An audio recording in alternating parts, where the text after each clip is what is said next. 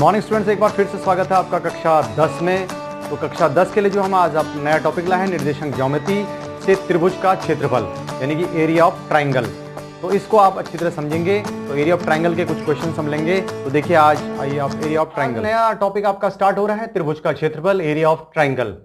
वैसे तो ये जो टॉपिक है सीबीएसई ने इसको रिड्यूस कर दिया है, इस टॉपिक को हटा दिया है। फिर भी हम ये, क्योंकि बहुत इंपॉर्टेंट टॉपिक होता है आगे भी फ्यूचर के लिए, आपकी क्लास 11th के लिए या 12th के लिए, जहाँ आपको जानकारी बहुत जरूरी है इसकी, एरिया ऑफ ट्राइंगल। तो मैं आपको बता रहा हूँ, इसका बेसिक चीज मैं आपको बताऊंगा किस तरह से इसका फार्मूला होता है कोऑर्डिनेट ज्योमेट्री के अंदर, निर्देशांक ज्योमेट्री के अंदर, और कैसे हम इसको करते हैं। तो सबसे पहले हमें इसमें, क्योंकि त्रिभुज का जो क्षेत्रफल निकाल रहे हैं हम, त्रिभुज का जो क्षेत्रफल होता है वो आपको पता ही है कि वो 1/2 आधार गुणा लंब होता है, आधार गुणा शीर्ष लंब होता है, ये आपको पता ही है।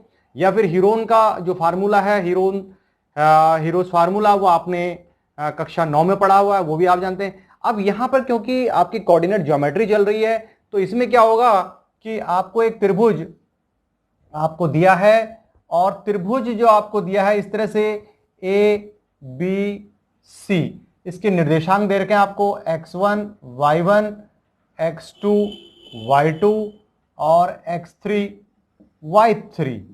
इस केस में इसके जो शीर्ष दे रखे हैं आपको, शीर्ष जो ABC के जो है निर्देशांक आपको दे रखे हैं, और आपको त्रिभुज का क्षेत्रफल निकालना है। तो मैंने ये सूत्र लिखा है, यदि किसी त्रिभुज के शीर्ष आपको दे रखे हैं तो उस त्रिभुज का क्षेत्रफल क्या होता है, 1/2 x1 y2 minus y3 plus x2 y3 minus y1 plus x3 y1 minus y2। यानी कि आपको ये सूत्र याद करना है। किस तरह से करना है, त्रिभुज का जो क्षेत्रफल है वो आपको क्या करेंगे, 1/2 आपने क्या करना है, पहले x1 लिखना है, और x1 के बाद फिर y2 माइनस y3 लिखना है, प्लस x1 हो गया, फिर x2 लिखना है, फिर 2 के बाद y3 माइनस y1, प्लस फिर x3 के बाद y1 माइनस y2। और इस तरह से ये एक त्रिभुज के क्षेत्रफल का सूत्र बन जाता है। तो अब आप देखिए, इसको याद करने का तरीका क्या है कि देखिए, आप देख रहे हैं 1 2 3, यानी आप आइडिया लगा सकते हैं। पहले क्या लिखना है, 1 2 3, फिर 2 3 1, यानी कि 2 3 1, और फिर 3 1 2, यानी कि 123 231 312। अब इसका मतलब क्या है, जो पहले वाला होगा वो आपका क्या होगा, x का होगा। देखिए x1 मैंने लिखा है 1, फिर ये जो बाकी के दो होंगे ब्रैकेट से बाहर x, जो x वाला होगा, और ब्रैकेट के अंदर y वाले होंगे।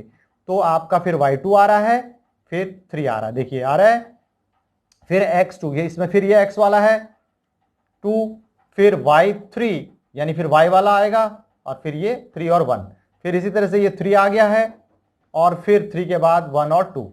ठीक है, इस तरह से ध्यान रखना है। यानी कि ब्रैकेट से बाहर जो है आपने x वाली चीजें लिखनी है, x1 लिखना है, x2 लिखना है, x3 लिखना है।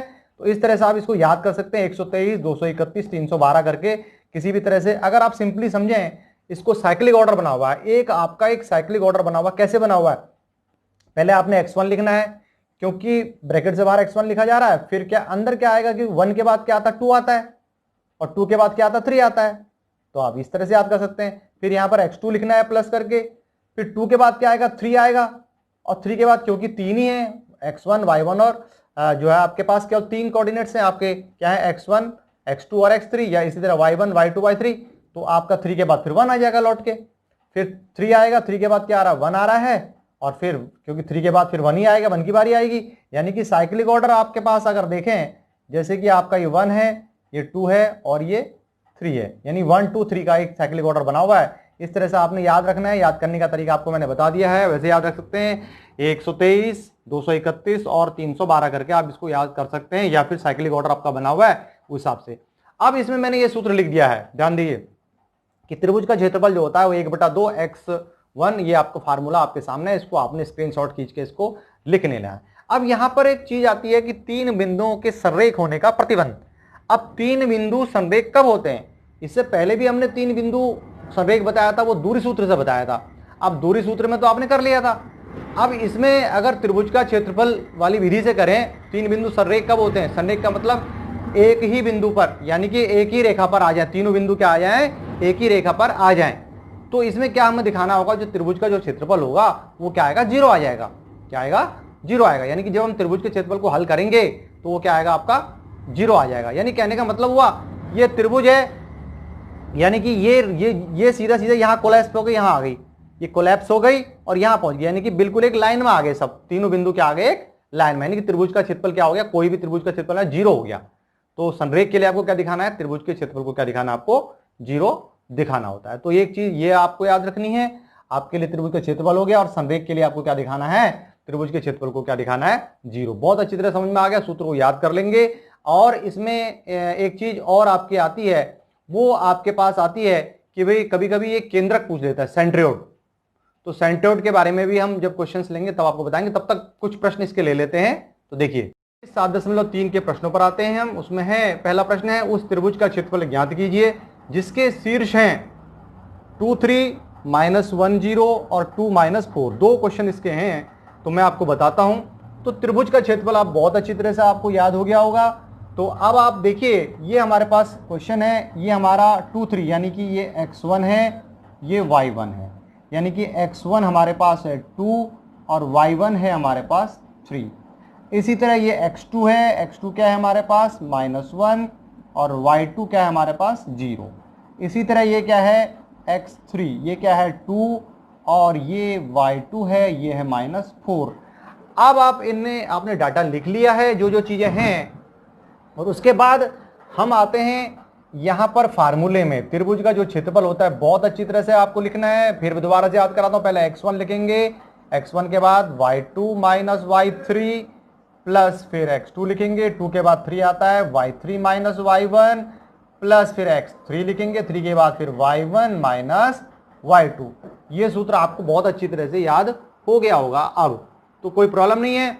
अब ये जो डाटा है, यहां देखिए डाटा आपके पास है x1 y1 x2 y2 x3 y3 लिखे। हमने जो ये डाटा को यहाँ नोट कर लिया गया है कि भाई x1 y1 x2 y2 x3 y3 ये है। तो आपने क्या करना है, इस फार्मूले में रखना है। अब यहाँ पर x1 कितना है हमारा 2, y2 का मतलब क्या है 0, माइनस y3 का मतलब है माइनस का 4, प्लस x2 कितना है अभी हमारा -1, तो -1 लिख दें यहां पर। फिर क्या है y3 - y1 कितना है हमारा -4 माइनस y1 क्या है हमारा -3, ये 3 है तो माइनस फार्मूले का है, प्लस x3 कितना है 2, और फिर क्या है y1 - y1 कितना है 3 माइनस y2 कितना है हमारा 0। बहुत आराम से लिखना है, बहुत ही इसमें पहले आप इसको नोट कर लें, उसके बाद इसमें आराम से इसको वैल्यू को पुट करें। तो बहुत आसानी से आपने कर लिया। अब इसको हम हल करते हैं, 1/2, ये माइनस माइनस प्लस है, 0 में से यानी प्लस का ये 4 रहता है, -1, दोनों माइनस के जुड़ जाएंगे, निशान माइनस का ही रहेगा, 4 और 3 7, और यहाँ पर 3 दूना 6, क्योंकि 0 हम लेस करेंगे वही रहेगा, तो 3 दूना 6। अब हमारे पास यहाँ पर जो सिचुएशन आ रही है, ये 4 दूना 8 हो चुका है, और माइनस माइनस क्योंकि गुणा में है ये प्लस हो जाएंगे, प्लस का 6, और ये हमारे पास 8 और 6 14 और 7 21, तो हमारे पास ये आ गया 21/2 वर्ग मात्रक। क्योंकि हमें जो एरिया निकलता है वो वर्ग सेंटीमीटर, वर्ग मीटर, वर्ग किलोमीटर इसमें निकलता है, तो यहाँ पर आपको यूनिट पता नहीं है तो हम वर्ग मात्रक लिख लेते हैं। एक चीज ध्यान दीजिए, अभी कभी भी जो एरिया होगा वो आपका नेगेटिव ही, माना ये नेगेटिव आता तब भी आपने उसको क्या करना है, पॉजिटिव ही लिखना है। कभी भी एरिया नेगेटिव नहीं होगा, तो आप अगर बाई चांस आपका आंसर नेगेटिव में भी आ जाता है तो उसको आपने पॉजिटिव कर लेना है, क्योंकि एरिया कभी नेगेटिव नहीं होता क्षेत्रफल। तो इस तरह से इसका जो दूसरा प्रश्न है वो आप खुद अभ्यास करेंगे, बहुत आसान है, उसको आप कर सकते हैं। बिल्कुल इसी सूत्र पे आपने करना है, और इस सूत्र पे और जो प्रश्न है उनको आप, तो इस तरह से आज आपका ये टॉपिक त्रिभुज का क्षेत्रफल जो है इसके ऊपर आप क्वेश्चन कर सकते हैं। इसमें क्या दिया है, त्रिभुज के शीर्ष के निर्देशांक दे रखे हैं और आपने इस सूत्र को अप्लाई करना है और बहुत आसानी से आपने इसको निकाल लेना है। तो ये जो है प्रश्न इंपॉर्टेंट होते हैं, एग्जाम में आते भी हैं, तो आप आज ये सीखे। और अगली जो वीडियो में हम कुछ इसके त्रिभुज के क्षेत्र के ऊपर कोई नए जो क्वेश्चन और लेके आएंगे, तब तक के लिए धन्यवाद।